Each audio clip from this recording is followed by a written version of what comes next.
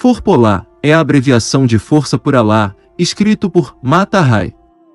Esse manual prático, basicamente ensina a ser forte através de Deus, sendo submisso à sua vontade. Então, sem mais delongas, vamos aos ensinamentos que nos guiará à senda reta. Pilar número 1. Controle. O controle deve ser interno e externo, e ele abrange coisas como paciência, temperança e compreensão. Tudo consiste em dominar o mal que habita em sua mente. Por exemplo, toda vez que o gatilho da impaciência for ativado, você deve utilizar chaves de controle instantâneas. Colocando no automático em sua mente regras de 3 passos, como 1. Não há motivo para descontrole, pois não controlo ações alheias e muito menos o tempo. 2. Paciência é uma qualidade forte e só os sábios e evoluídos possuem. 3. Me perdoe Alá, pelo meu momento de descontrole, e obrigado por me manter são. Esse controle passo a passo também serve para impulsos negativos, desejos e emoções excessivas. Como o poder do desejo carnal, o desejo de ser aceito, de ser reconhecido, pornografia, o desejo de aceitação, o desejo de ter uma imagem por motivos de agradar a sociedade, também serve para a tristeza, a solidão, raiva, decepção, ansiedade, frustração, inveja, ressentimento, desespero e vergonha. Lembre-se que tudo é como Deus deseja, e tudo no tempo dele, então sempre aceite seu destino sem reclamar, porém você deve sempre fazer o melhor possível, não se esqueça disso. Às vezes o que você imagina ser bom não é o que é melhor para você em específico, então sempre mantenha o controle e use a razão acima das emoções destrutivas, pois a dor pode ser inevitável, mas o sofrimento é evitável. E você deve ter controle em situações difíceis para conseguir ser útil e claro, pois se você se descontrola como as mulheres e crianças em situação de caos, estará fadado a tomar decisões erradas e fatais. Pilar número 2. Amor. O amor engloba coisas como respeito, honestidade, caridade, transparência, perdão, bondade, justiça e submissão a Deus, que é a maior expressão de amor no mundo. Devemos cultivar amor e respeito com todos nossos semelhantes, seja seus pais, irmãos, amigos, inimigos, cristãos, judeus, ateus e outros. E também não esquecer de cultivar o amor próprio. Você deve entender que você é uma criação de Alá, foi criado por mãos divinas inenarráveis e deve ser grato pelo que tem e pela vida, por mais que considere pouco o que tem. O que você tem deve agradecer a Deus. Deve agradecer todos os dias pelas pequenas e grandes coisas, agradecer pela oportunidade de experienciar a vida e aprender, agradecer todo final de noite antes de dormir pela força, dada durante o dia para passar por adversidades. Agradecer a Deus toda vez que vencer, e agradecer a Deus toda vez que falhar, pois Ele te deu a oportunidade de experienciar e você pode voltar mais forte disso. Então a regra de 3 chaves são: 1. Aplicar diariamente a gratidão por tudo independente da natureza, pois até as coisas ruins têm um fundamento e propósito e você deve buscar ser forte e fiel. 2. Não prejudique ninguém, faça o contrário, favoreça seu semelhante. Faça a caridade, perdoe seus desafetos, sempre fale a verdade, seja gentil com todos mesmo não tendo afinidade, proteja as crianças e as mulheres, seus irmãos muçulmanos, e sua família, saia de conversas em que denigrem as pessoas. Busque sempre entender o lado humano e que todos somos falhos, que a pessoa em questão só precisa evoluir e está perdida sem um caminho correto e que não deve haver julgamentos e sim orações para aquela pessoa. Se você alimentar conversas ruins, elas irão expandir como em um efeito bola de neve. Seja um dos que tenta impedir essa expansão por mais que discorde da pessoa em questão, pois devemos compreender que todos temos livre-arbítrio, mas o caminho para o inferno é hesitante e sedutor, e que o caminho para o paraíso é um trabalho árduo e com sacrifícios. Não concorde com ações erradas, mas também não julgue ou condene, não cabe a você. 3. Pratique boas ações. Seja uma pessoa que em vida todos estejam confortáveis com sua presença, e que em ausência sintam sua falta. Ajude sua mãe a carregar sacolas, alimente animais de rua, oriente e brinque com as crianças, preserve a natureza. As boas ações estão até em pequenas coisas como sorrir, ceder assentos, recolher lixo na rua, cumprimentar as pessoas, preservar a vida dos insetos se não tiver necessidade real de eliminá-los. Isso é respeitar a vida e criações de Deus, tudo isso fora as grandes boas ações, como ajudar pessoas em situação de rua, salvar pessoas de acidentes e desastres desde que seja capaz disso.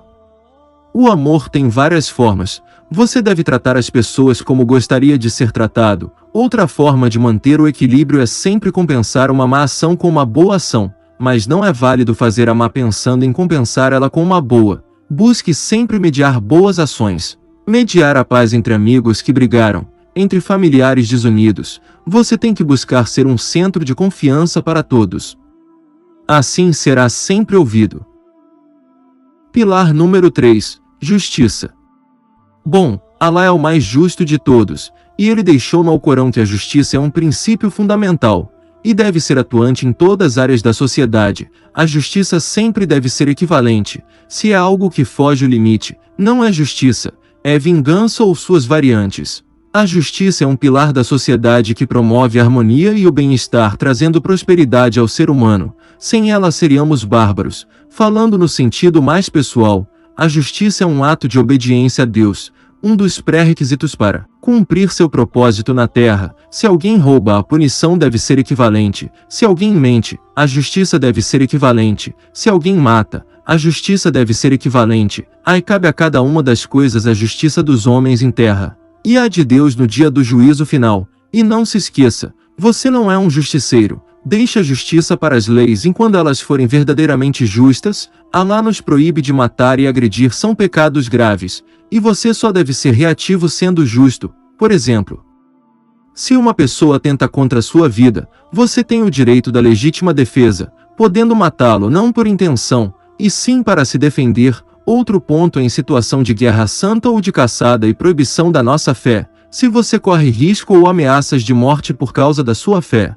você deve acionar autoridades ou buscar mudar de local. Caso não seja possível, você deve devolver na mesma proporção os ataques, agindo com justiça. Se tentarem contra a sua vida, você deve ser proporcional na defesa. Essa será a sua guerra santa para defender a existência da verdade e seu Criador. Mas até mesmo em uma guerra santa coletiva como nas do Oriente Médio, deve haver justiça. Infelizmente alguns irmãos muçulmanos passaram do ponto, mas isso é conversa para outra hora. Um homem muçulmano deve ser forte mentalmente, fisicamente e espiritualmente. Deve sempre estar evoluindo e se fortalecendo para as adversidades e injustiças. Se um homem te direcionar palavras baixas, você deve ignorar. Isso é justiça.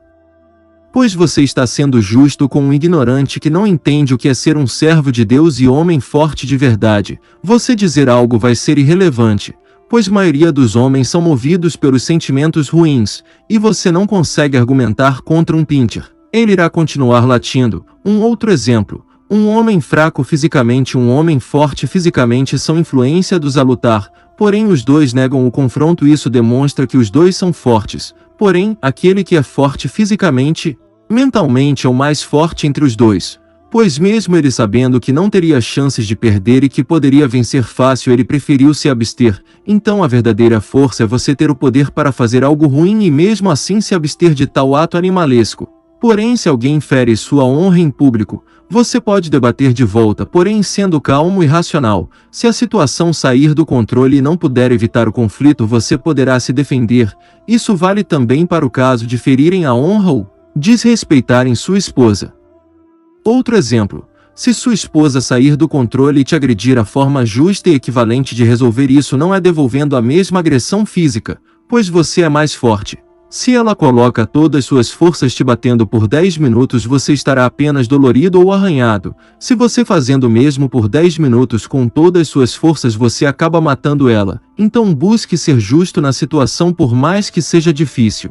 E como você é mais forte, pode mobilizá-la facilmente. Em um caso extremo da raiva não cessar, você pode amarrá-la, por exemplo, e procurar alguma forma de registrar isso caso as autoridades venham e haja falsas acusações. Revidar agressão feminina só em caso de vida ou morte, em último caso, em situações de armas de fogo e arma branca. Outra forma de justiça é a da imagem. Se alguém está falando algo ruim de uma pessoa, verifique sempre se os fatos estão 100% corretos. Você e nem ninguém deve alterar fatos para benefícios, Por mais que seja uma meia-verdade, se você aumenta ou distorce a narrativa de um ocorrido, você estará sendo injusto. Para praticar a justiça, você deve seguir todos os passos anteriores para fortalecer a mente. E é tão importante quanto fortalecer também o físico, fora que isso influencia as questões de saúde. Então, pratique algum esporte ou luta, faça alguma atividade física, seja correr na rua, musculação, levantamento de peso, artes marciais, treino de tiro ou arco e flexa, se alimente bem, coma proteínas para preservar e construir massa muscular, carboidratos para energia em suas atividades. Você deve fortalecer 3 pontos: corpo, mente e espírito. E não se esqueça, o homem forte é aquele que pode derrotar alguém facilmente e mesmo assim evita conflitos desnecessários. No Islã firmamos um pacto com o casamento. Você deve proteger sua esposa e ela o respeitar e defender. Você deve ser justo com ela, assim como ela deve ser justa com você. Tanto o homem quanto a mulher têm seus papéis no relacionamento e eles devem ser cumpridos. Você deve ser o escudo, a espada e a mão que alimenta sua casa. Essa responsabilidade é sua. Por mais que a esposa o ajude, você deve a defender sempre perante os outros e nenhum dos dois devem revelar segredos da cama, pois é algo íntimo e vergonhoso. Você deve buscar dar sexo de qualidade à sua esposa. Isso não é só uma forma de amor ou prazer, é também ser justo com quem é a sua parceira de vida e que está ao seu lado para todos os momentos. Se há algo errado, busque resolver. Pilar número 4. Fé. Bom, esse é o pilar mais importante aqui. Não preciso dizer que não há outra divindade além de Allah e que Mohammed é seu mensageiro, que a paz de Deus esteja com ele, pois acredito que todos aqui são muçulmanos. Bom, primeiro vamos falar sobre jejum. É interessante fazer pelo menos em um dia do mês um jejum, pois não só nos prepara para o Ramadã, como nos mantém firmes na fé, tendo sempre um compromisso a mais com Deus, sendo essa meta pessoal de um dia de jejum. E as 5 orações obrigatórias são o alicerce da fé. É onde tiramos 5 períodos do dia para adorar unicamente a Allah, não como em outras doutrinas em que você ora para pedir algo e que é inconstante. No Islã, as 5 orações são formas de adoração e submissão. São ritualísticas. Você pode fazer 2 e pedir coisas, buscar melhorar falhas, cumprir objetivos, agradecer. Mas o ponto é que as 5 salats são unicamente para adorar a Deus, e isso é algo que já demonstra força, amor, fé e disciplina. Busque sempre fazer as salats mais próximas possíveis do horário, e não só isso, também orar com intenção e concentrado e entregue. Pois muitos fazem isso de forma rápida apenas para cumprir o dever, porém você deve amar o processo e momento de oração, sentir no coração, na pele, estudar e saber cada palavra que está sendo recitada, e buscar essas palavras no coração, para elas te acolher e confortar. Você vai se sentir protegido e mais próximo de Deus, fora que as orações obrigatórias é um constante lembrete para adorarmos Deus e seguir seus ensinamentos, nos mantendo fortes ao longo do dia. Você deve buscar a proximidade com Deus e se desprender do materialismo. Você não deve se apegar a bens nesse mundo, deve analisar se é necessário, e deve apenas entender o conceito e o propósito daquele bem material e o preservar para sua estadia aqui. O importante são as questões de Deus. Aqui é como uma escola, a vida é como uma escola, um treinamento militar celestial. Se você falta às aulas, não faz as tarefas, é mal com seus colegas de sala e promove a desordem, você será penalizado, será advertido, e se continuar terá consequências maiores no final do ano. Isso se não cometer algo mais grave e ser expulso até lá. Bom, esse foi um paralelo para falar sobre a vida, céu e inferno, para que entenda melhor e que peça a Deus que o guie à senda reta. Quando você se sentir no limite, se sentir fraco, insuficiente, desesperançoso ou com qualquer sentimento negativo, sempre confesse para Deus antes de uma das orações. Ele irá te guiar. Às vezes conversar com as pessoas é danoso. Às vezes você não pode demonstrar fraqueza. O homem chora, sorri e ama, e isso não o torna fraco. Porém não sabemos a natureza das pessoas e o que podem fazer com seus segredos. Então os guarde, deixe apenas para Deus.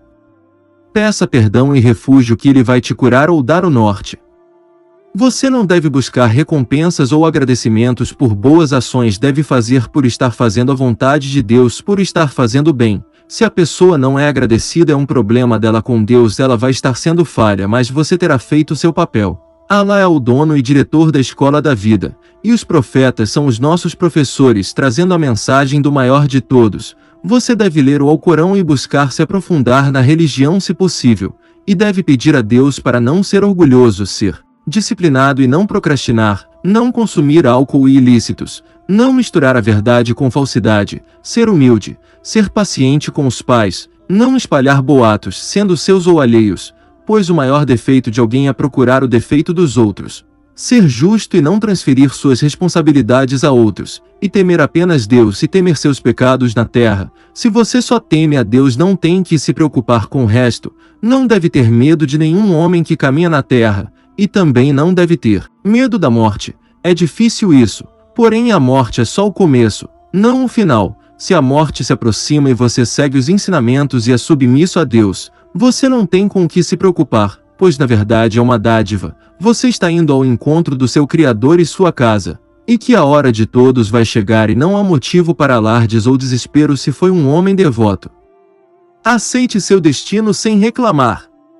E aos descrentes e infiéis, se vocês questionarem a existência de Deus e que tudo foi em vão, responderemos: nós muçulmanos não nos arrependemos, pois teremos vivido uma vida plena, correta e defendendo o que acreditamos e temos certeza.